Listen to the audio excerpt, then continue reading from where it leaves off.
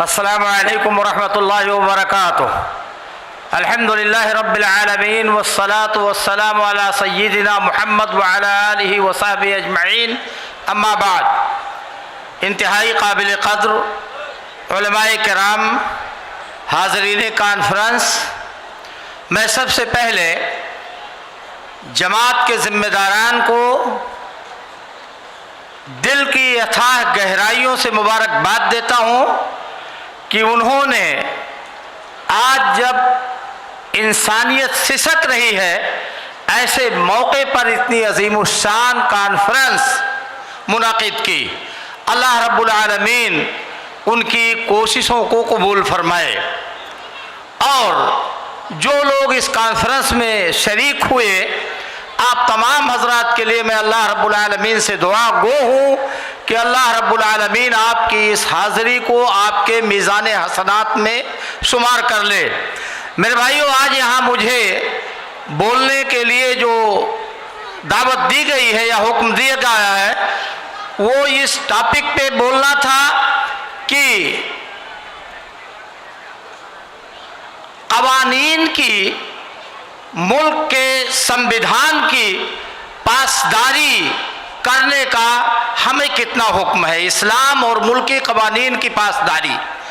وقت چونکہ بے انتہا کم ہے، مجھے اس بات کا احساس ہے کہ ہمارے بڑے بڑے علماء کرام موجود ہیں، اس لیے میں 5 نہیں 4 ہی منٹ میں انشاءاللہ اپنی بات ختم کر دوں گا۔ اللہ رب العالمین نے ارشاد فرمایا، اطیعوا اللہ و اطیعوا الرسول و اولی الامر منکم۔ اللہ کی اطاعت کرو، رسول صلی اللہ علیہ وسلم کی اطاعت کرو، اور اپنے ذمہ داروں کو، اپنے حکمرانوں، اپنے سلاطین، اپنے امراء کی اطاعت کرو، ان کا کہا مانو، ان کے بنائے ہوئے قانون پر چلو۔ اور اللہ کے رسول صلی اللہ علیہ وسلم کی اس بارے میں بے شمار حدیث ہے۔ ایک حدیث میں آپ کے سامنے پڑھ دوں کہ اللہ کے نبی صلی اللہ علیہ وسلم نے ارشاد فرمایا کہ انتہائی حقیر قسم کا انسان بھی اگر تمہارا حکمراں بنا دیا جائے تو اس کی بھی فرما برداری کرو۔ اور جب کسی صحابی نے کہا اللہ کے نبی صلی اللہ علیہ وسلم یہ حکمراں ظالم ہوتے ہیں، ہمارا حق ہمیں نہیں دیتے، تو آپ نے کہا کہ تمہارے اوپر جو حق ہے اسے ادا کرو، اور تمہارا جو حق ان کے اوپر ہے اسے اللہ سے مانگ لو۔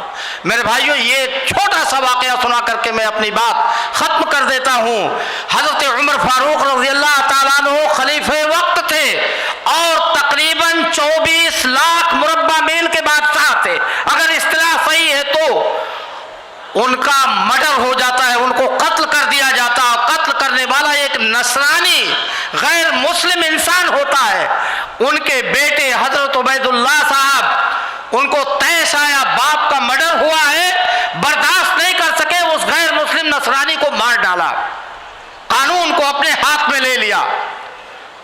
یہ کرنا تھا کہ حضرت عثمان رضی اللہ عنہ جو خلیفہ مقرر ہو چکے تھے، انہوں نے گرفتار کروا لیا اور ان کے بھی قتل کا حکم صادر فرما دیا۔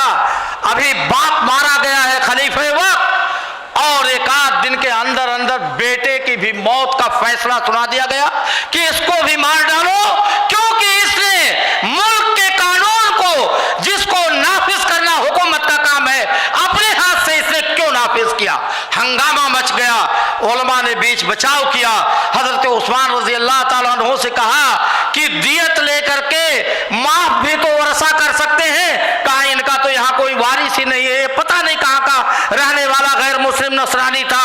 علماء نے بتایا اس وقت صحابہ فقہاء نے کہ السلطان ولی من لا ولی لہ، بادشاہ اس کا وارث ہوتا ہے جس کا کوئی وارث نہیں، اس لیے آپ اس کے وارث ہیں، اور دیت لے کر کے معاف کرنے کے لیے آپ ذمہ دار ہیں، آپ کر سکتے ہیں۔ حضرت عثمان رضی اللہ تعالیٰ عنہ نے اپنی جیب سے دیت دیا اور خود ہی لیا، اور اس کو حکومت کے خزانے میں جمع کر دیا گیا۔ تب جا کر کے حضرت عمر رضی اللہ تعالیٰ عنہ کے لڑکے کی جان بچی۔ اس لیے میرے بھائیوں، قانون کو کبھی اپنے ہاتھ میں نہیں لینا چاہیے۔ یہ آج جو موب لنچنگ ہو رہی ہے، یا ہمارے پڑوسی ملکوں میں انقلاب کے نام پہ جو بغاوت ہو رہی ہے، اور وہاں کی اقلیتوں